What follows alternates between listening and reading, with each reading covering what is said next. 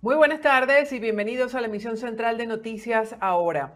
La organización venezolana Justicia, Encuentro y Perdón informó este miércoles que actualmente hay en el país 1.080 personas detenidas por motivos políticos y advirtió que la persecución se ha extendido más allá de actores estrictamente políticos.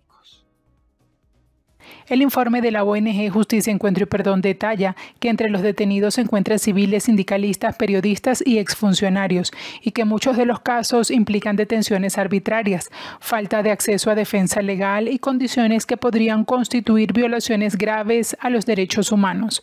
Del total de detenidos, 903 son hombres y 177 mujeres. Además, el informe señala que entre los presos hay 42 ciudadanos extranjeros, 50 venezolanos con doble nacionalidad y 170 funcionarios activos al momento de su detención.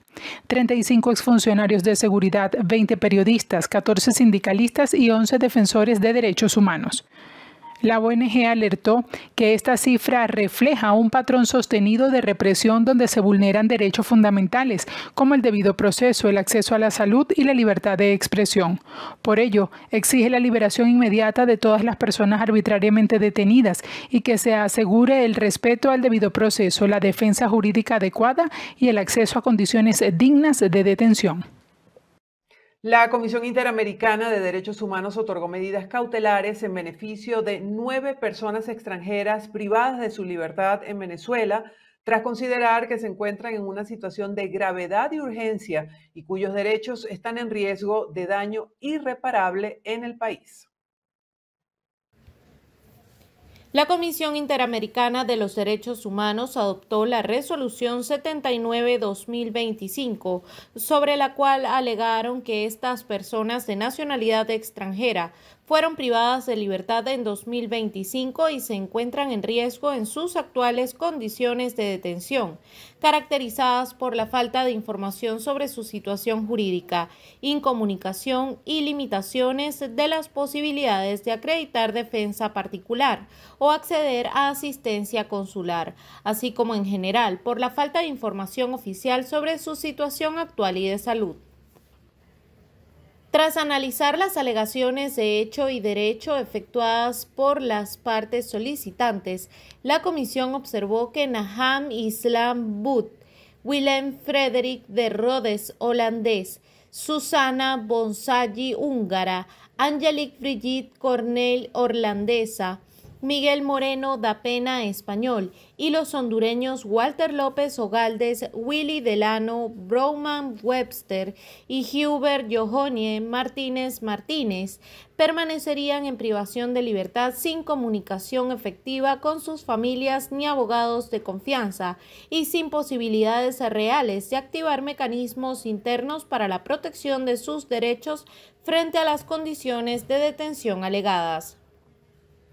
La Comisión solicita a Venezuela que adopte las medidas necesarias para proteger los derechos a la vida e integridad personal de las personas beneficiadas.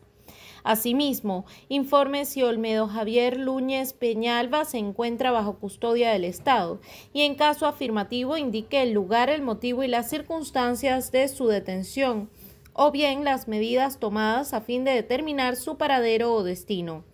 Ejecute las medidas suficientes para asegurar que las condiciones de detención de las personas beneficiarias sean compatibles con los estándares internacionales aplicables. La Comisión tiene el mandato de promover la observancia y la defensa de los derechos humanos en la región y actúa como órgano consultivo de la Organización de Estados Americanos en la materia. Por su parte, la Organización de Derechos Humanos Laboratorio de Paz presentó este miércoles el informe técnico denominado Hoja de Ruta para la Reconstrucción Democrática e Institucional de Venezuela. Este documento consta de 142 recomendaciones oficiales emitidas por la Misión Internacional Independiente de Determinación de los Hechos de la ONU entre los años 2020 y 2025. El documento, construido exclusivamente a partir de fuentes oficiales de Naciones Unidas, propone un plan secuencial de reformas para una futura transición democrática articulado en 6 ejes estratégicos: justicia y rendición de cuentas, cuerpos de seguridad y control civil, sistema judicial y ministerio público, órganos de control, libertades políticas y espacio cívico y cooperación internacional. Menciona que el documento no es un programa de gobierno ni una propuesta partidista, es una referencia técnica construida desde la sociedad civil para evitar improvisaciones y garantizar que una transición democrática en Venezuela incorpore verdad, justicia y garantías de no repetición desde el primer día. El informe identifica 3 conclusiones claves derivadas de los informes de la Misión Internacional Independiente de Determinación de los Hechos de la ONU, entre ellos la existencia de crímenes de lesa humanidad cometidos por cuerpos de seguridad del Estado, patrones sostenidos de represión con uso de tecnologías de vigilancia y detenciones arbitrarias, así como el colapso institucional del sistema de justicia, que asegura ha facilitado la impunidad. Primeros 100 días de liberación de detenidos arbitrarios, auditorías a cuerpos de seguridad, acceso irrestricto a centros de detención y ratificación de tratados internacionales. Primer año, desmontaje de estructuras represivas, reforma judicial, instalación de una comisión de la verdad y protección a periodistas y defensores. Años 2 a 6, leyes de reparación, profesionalización policial, autonomía judicial, cooperación con la Corte Penal Internacional y agenda de memoria histórica. El informe subraya que la transición solo se verá viable por acompañamiento internacional sostenido, asistencia técnica especializada y participación activa de víctimas y sociedad civil. Laboratorio de Paz ha pedido la colaboración de actores sociales, políticos y académicos para debatir y enriquecer esta hoja de ruta, destacando que Venezuela ya dispone de un mapa, lo que falta es voluntad y protección para poder recorrerlo. Y China cuestionó este miércoles la presión ejercida por Estados Unidos sobre el régimen de Nicolás Maduro y manifestó su rechazo a lo que calificó como injerencia de fuerzas extranjeras en asuntos internos de Venezuela. La vocera del Ministerio de Relaciones Exteriores, Mao Ning, recordó que Pekín respalda la declaración de la CELAC de 2014, en la cual definió a América Latina y el Caribe como zona de paz, y señaló que su país se opone a cualquier acción que viole la Carta y los principios de las Naciones Unidas e infrinja la soberanía y la seguridad de otros países. Durante una rueda de prensa, Mao insistió en que Washington debe actuar dentro de los parámetros legales acordados con otros estados. Esperamos que Estados Unidos lleve a cabo una cooperación judicial y policial normal dentro de los marcos jurídicos bilaterales y multilaterales, afirmó. Además, la portavoz china pidió a la administración estadounidense intensificar sus esfuerzos para promover la paz y la estabilidad en América Latina y el Caribe, postura que mantiene desde el inicio de las fricciones entre el gobierno de Donald Trump y el régimen de Nicolás Maduro por el despliegue militar en el Caribe y que se ha intensificado estas últimas semanas. Nos vamos a una pausa comercial y regresamos con la información de las regiones de Venezuela.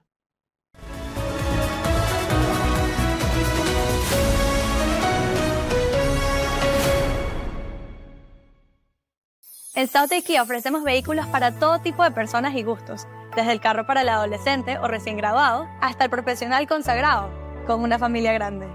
South Kia brinda un servicio verdaderamente personalizado para todo, especialmente para las mujeres con un programa llamado Her Drive, Her Voice, que garantiza que se sientan seguras y cómodas al comprar un auto. Cuando tu auto necesita servicio, no hay nada más conveniente que South Kia. Ofrecemos ir a donde estés, recoger tu auto y dejarte otro mientras se realiza el servicio. Es así de fácil, nunca te quedarás sin auto. Y con 2 ubicaciones, una aquí en Miami y otra aquí en Homestead, siempre hay un South Kia cerca de ti.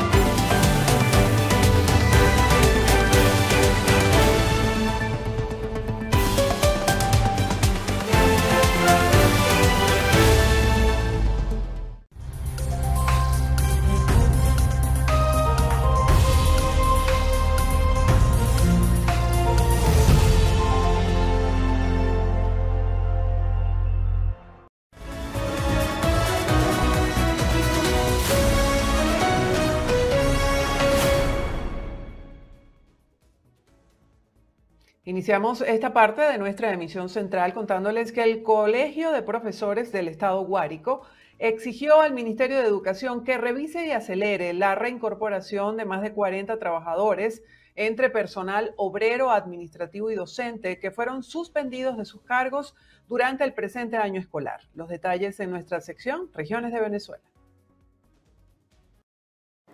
Eleuterio de la Rosa, presidente del Colegio de Profesores del Estado Guárico, señaló a través de Radio Fe y Alegría que exhortan al Ministerio de Educación para que incorpore a más de 40 docentes que le fue suspendido los salarios. Mencionó que esta situación ya había ocurrido y que han resultado más del 50% de casos similares resueltos, pero se sigue registrando suspensión de salarios a personas que estaban en proceso de incapacidad o se mantenían de reposo por alguna enfermedad. También indicó que rechazan la negativa que de negar el acceso a algunos dirigentes sindicales al ministerio, quienes quieren seguir planteando casos de despido en las oficinas de asuntos gremiales y recursos humanos del ente. Expusieron que están abiertos al diálogo y siguen exigiendo la discusión del contrato colectivo para lograr el restablecimiento de salarios dignos para el personal de educación. Una nueva emergencia sanitaria se registró en la ciudad de Barinas con el ingreso a varios centros asistenciales de más de 30 estudiantes afectados por una presunta intoxicación en el Liceo Alberto Arbelo Torrealba, parroquia Rómulo Betancourt de la urbanización José Antonio Páez. Cuerpos de bomberos y rescate se desplegaron para atender los adolescentes que presentaron síntomas de afección severa como dificultad respiratoria, picazón en los ojos, algunos con convulsiones. Fueron ingresados a la emergencia del hospital Dr. Luis Racetti, también a la clínica popular Dr. Fortul Saavedra y a Funsalud para la atención médica. Con este incidente suman 5 los casos con características similares registrados en una institución educativa de Barinas en lo que va del año escolar. Autoridades investigan para dar con las causas exactas de la intoxicación. Desde el Ministerio de Ecosocialismo en Mérida, su director Jaiber Castillo informó que las personas que extraigan y comercialicen musgo y helechos de forma ilegal tendrán que pagar una multa de hasta 10.000 unidades tributarias. Indicó que tomarán severas medidas contra quienes extraigan, comercialicen, transporten o se aprovechen del musgo ilegalmente. También implica sanciones para quienes tomen helechos, barba de palo y otros elementos usados en los pesebres. Indicó que están realizando una campaña concientizadora para evitar la extracción de los elementos naturales. Exhortan a las comunidades a realizar sus pesebres con otro tipo de materiales, incluso reciclables. Segundo corte comercial. Al regreso, Parlamento israelí debate proyecto de ley para aplicar pena de muerte a condenados por matar israelíes. Les contamos los detalles a la vuelta.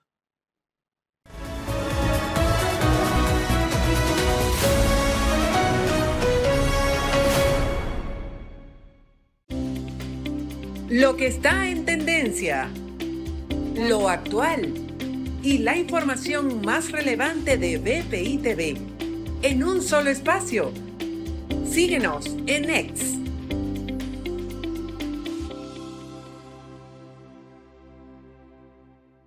En South Kia ofrecemos vehículos para todo tipo de personas y gustos, desde el carro para el adolescente o recién graduado hasta el profesional consagrado con una familia grande. South Kia brinda un servicio verdaderamente personalizado para todo, especialmente para las mujeres con un programa llamado Her Drive, Her Voice, que garantiza que se sientan seguras y cómodas al comprar un auto. Cuando tu auto necesita servicio, no hay nada más conveniente que South Kia. Ofrecemos ir a donde estés, recoger tu auto y dejarte otro mientras se realiza el servicio. Es así de fácil, nunca te quedarás sin auto. Y con 2 ubicaciones, una aquí en Miami y otra aquí en Homestead, siempre hay un South Kia cerca de ti.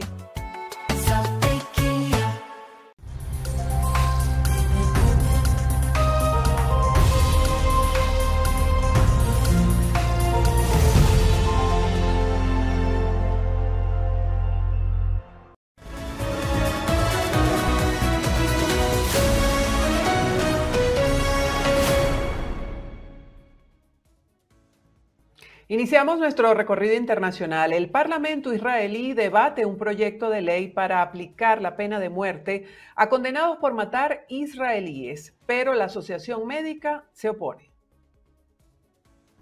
Alberto Olchowski, representante de la Asociación Médica de Israel, organización que agrupa al 90% de los médicos del país, reiteró que está terminantemente prohibida la participación, ya sea pasiva o activa, de cualquier médico en la imposición de pena de muerte. ya que ello contraviene los principios éticos fundamentales de la profesión médica. Citando a la Organización Médica Mundial, Olszewski subrayó que los conocimientos médicos deben utilizarse exclusivamente para preservar la salud y el bienestar, y no para facilitar ejecuciones de ninguna etapa del proceso. El Parlamento israelí inició este miércoles las sesiones para debatir el controvertido proyecto de ley, que fue aprobado en primera lectura la semana pasada. Según información de la agencia EFE, la pena de muerte se aplicará a quienes causen la muerte de un ciudadano israelí por motivos de racismo u hostilidad hacia la población, con el objetivo de perjudicar al Estado de Israel y la resurrección del pueblo judío en su tierra. La Unión Europea se mostró a favor de la propuesta presentada por Brasil para impulsar el fin del uso de combustibles fósiles. La Unión Europea está a favor de la propuesta presentada por Brasil en la Cumbre Climática COP30 para impulsar una hoja de ruta para el fin de los combustibles fósiles. Así se dio a conocer en una rueda de prensa que se realizó en la cumbre y donde participó el comisario europeo de Acción Climática, Wopke Hoekstra, y subrayó que apoya mucho la idea, aunque no les gusta mucho el término hoja de ruta. Esto declaró la vicepresidenta tercera y ministra de Transición Ecológica de España, Sara Ahese. Bueno, yo creo que tenemos una situación parecida a la que vivimos en Dubái hace muy poquito tiempo, donde había una clara resistencia de ciertos países que su economía depende básicamente de los combustibles fósiles, ¿no? Y ese retardismo que quieren meter en la agenda. Eso sigue estando ahí, pero lo que es cierto es que el avance que alcanzamos en Dubái tiene que seguir avanzando y entendemos que cuantos más seamos, vamos a conseguir algo concreto que es fundamental y además lo que veo es que cada vez somos más los que apostamos por la agenda del cambio climático, por la agenda de la transición ecológica, que los que la reniegan. Y en ese balance espero que ese grupo de países o bien se aíslen o bien empiecen a tomar una visión un poco más estratégica, porque es algo que ya está ocurriendo, la transición energética ya está ocurriendo. Más de 80 países ya se han sumado de forma oficial a la propuesta. Entre los países que se han sumado oficialmente a la iniciativa figuran Colombia, España, Reino Unido, Alemania, Suecia y hasta un gran productor petrolero como Noruega. En el primer borrador de texto presentado por Brasil, se plantea como una de las opciones a ser negociadas la creación de una mesa redonda ministerial, con el objetivo de apoyar a los países en el desarrollo de hojas de ruta para superar gradualmente su dependencia en los combustibles fósiles.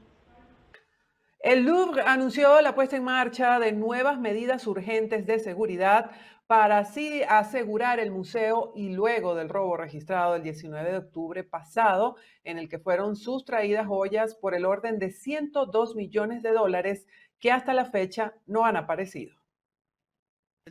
La presidenta y directora del Louvre, Laurence Descartes, compareció este miércoles ante la Comisión de Asuntos Culturales y de la Educación de la Asamblea Nacional para detallar las medidas adoptadas un mes después del robo del 19 de octubre, en el que se sustrajeron 8 joyas de la corona francesa de valor patrimonial incalculable que aún no han sido recuperadas. Tras el shock, tras la emoción, tras las constataciones, viene el tiempo de la acción. El incidente provocó una avalancha de críticas y preocupación por la seguridad del museo, intensificadas por el reciente anuncio del cierre de una galería debido a la fragilidad de sus vigas. Descartes explicó que a la luz del robo se han puesto en marcha una veintena de medidas urgentes para asegurar el interior y el exterior del museo. Entre ellas figuran la instalación de un centenar de cámaras perimetrales y la instalación de un puesto móvil de la policía dentro del museo. También se prevé la creación de un coordinador de seguridad adjunto a la presidencia, encargado de tener una visión general de las necesidades para garantizar la integridad del edificio.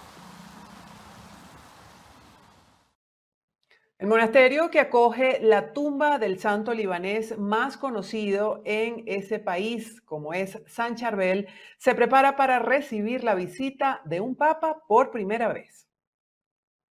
Arropado entre las montañas del centro del Líbano, el monasterio de San Marón apura los preparativos para una visita del Papa León XIV a comienzos de diciembre.